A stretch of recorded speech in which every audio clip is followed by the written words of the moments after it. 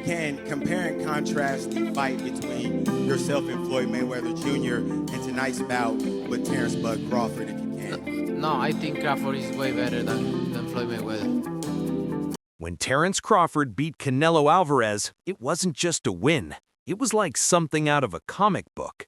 I mean, we're talking about a guy moving up 2 whole weight classes and just completely dominating one of the biggest stars in the sport.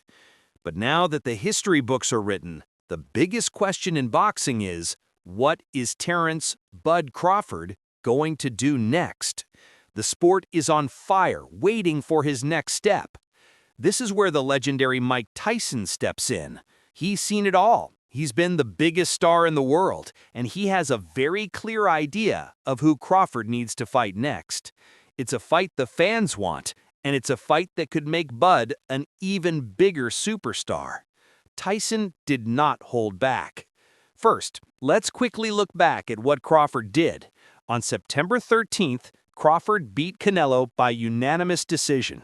This wasn't just a big fight, it was a move up 2 weights, from 147 pounds to 168 pounds, to fight a natural champion, a big, strong guy like Canelo. With that win, Crawford didn't just take a belt, he took all the belts at super middleweight. He became the undisputed champion at 168 pounds. Think about that for a second. This makes him a 5-weight world champion, but even more important, it makes him the first male fighter in the history of the 4-belt era to be an undisputed champion in 3 different divisions. That means he had all 4 major belts at super lightweight, then all 4 at welterweight, and now all 4 at super middleweight. It is a crazy, never-done-before accomplishment in the modern sport. He now has a perfect 42-0 record. But with Canelo out of the picture for a while, he had elbow surgery and might not be back until the second half of 2026. Crawford has a big decision to make. There are a few paths people are talking about for Bud. A move down to 160 pounds, the middleweight division. This would be for a chance to win a belt in a 6th weight class. The WBO and IBF champion at that weight, Janibek Alimkhanali, is very interested. Crawford even gave him a little shout-out, saying, "I got my eyes on you, Janibek. Good luck." Janibek has a fight coming up, so he is trying to stay busy, but that fight with Crawford is huge. The big money, of course, is a rematch with Canelo. But, as we said, Canelo is on the shelf until late 2026. The third option is the one Mike Tyson is pushing for, and it is the most exciting for the fans. Rumors were going around that Crawford, who is 42-0, might just retire after such a huge win. But thankfully, that's not the case. Reports say Bud is actually looking to return to the ring in March 2026, so he is not slowing down. So who does Mike Tyson, Iron Mike, think is the right opponent? Speaking to Hard Rock Bet, Tyson had 2 names, but one stood out as his clear choice for Crawford's next fight. He said, "I want to see Crawford fight Jaron Ennis Boots. I want to see him fight one of the Charlo brothers, too." That's right, Mike Tyson wants to see the undefeated superstar Jaron Boots Ennis face Terence Crawford. He also mentioned one of the Charlo brothers, maybe Jermell, who is fighting up at 154 pounds. But his focus was really on Jaron Ennis. Tyson sees Ennis as the future, but he needs to be tested right now. Tyson's reasons for picking Ennis are very telling. He sees this as a major test for the younger fighter, saying, "I want to see Boots take a test. Charlo, one of those guys. The Charlo brothers. He went up to 154 pounds. Tyson then made it clear what kind of test he wants to see Ennis take. He wants to see him in a tough spot in the ring. Tyson explained, "Let him challenge one of those guys. I want to see him be tested. I want to see him knocked down. I want to see him go to his corner and take a deep breath." Tyson is looking for a real hard battle for Boots to prove himself. This idea of a tough test is key to Tyson's thinking. He believes true greatness is shown when a fighter is pushed to his limits, when he has to go through fire to win. He respects Ennis's talent, but he needs to see that fighting spirit against the best. Now, is a Crawford-Ennis fight likely to happen next? Honestly, it looks like a long shot for the near future, but it is the fight everyone wants later on. First off, these two were already supposed to fight. When they were both at the 147-pound welterweight limit, Crawford was ordered to face Boots for the IBF title back in July 2023, but the fight just didn't happen. The business side of boxing got in the way, as it often does. Right now, Ennis is fighting at super welterweight, which is 154 pounds. He just made his debut in that weight class last month, getting a great knockout win over Yusishma Lima. He's building his name at that weight, and he has a major fight lined up for early 2026 against the top rival Virgil Ortiz Jr. This means Ennis is busy for a while. Crawford has also said before that he probably won't go back down to 154 pounds.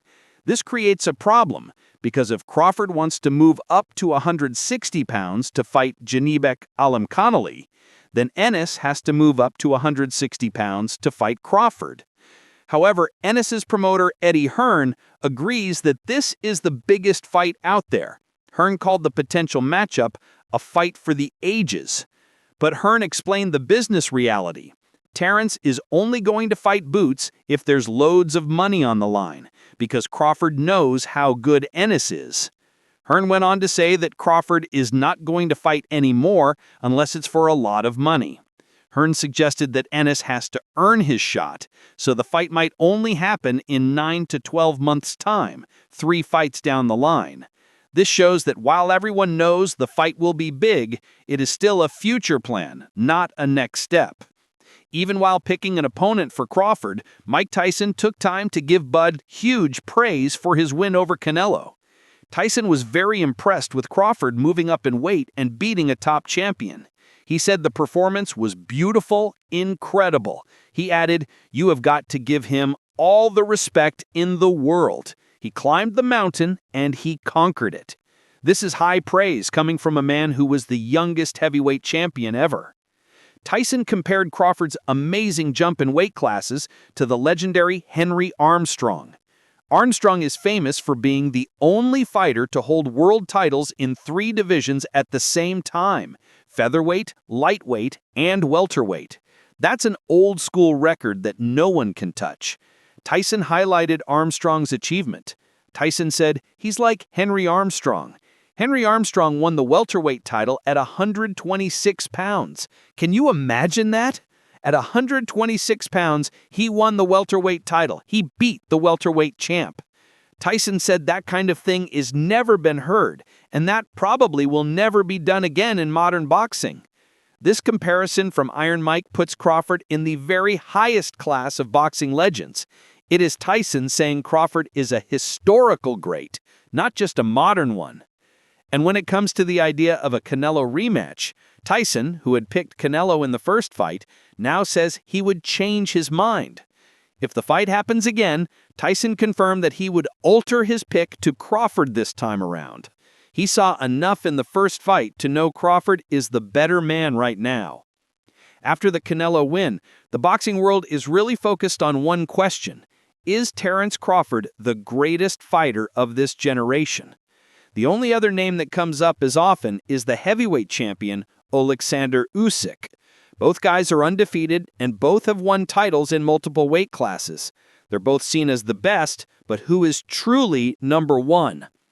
Tyson gave his clear answer for who is better. He says Crawford edges out Usyk, and his reasoning is very interesting. It's not just about skills or belts. It's about drawing power, about being a star. Tyson said, "Terence Crawford drew 40 million people. How much did Usyk draw?" Crawford is the greatest fighter of his generation.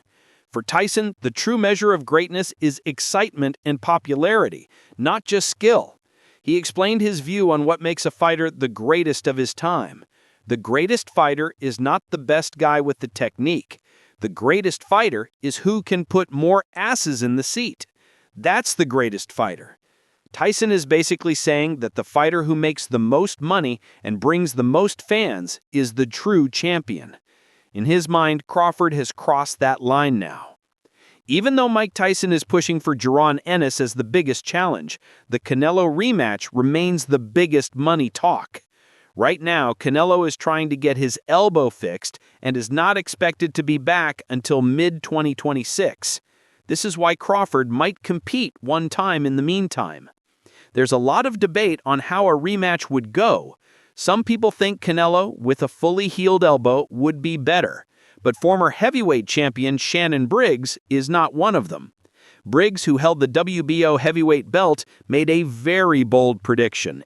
He had actually called for Crawford to win the first fight and even to get a knockout. He said, I thought that Terence was going to stop him. That's what I had called before the fight. And everybody was like, you crazy. I was like, watch. Briggs felt he was proven right when Crawford started to step up near the end. He believes if they fight again, the ending will be different. He told Fight Hype that at the last round, Terence was stepping up. You know what I'm saying? So I think if there was a fight again, Terence knows that he can stop him. You know what I mean? Briggs is predicting a knockout for Crawford in the rematch. Briggs admitted he doesn't really care to see it, but quickly added, it would be nice. It would be nice. So even though Tyson is pushing for Jaron Ennis as the biggest challenge, the question of a Canelo rematch and who would win it is still a major conversation in boxing.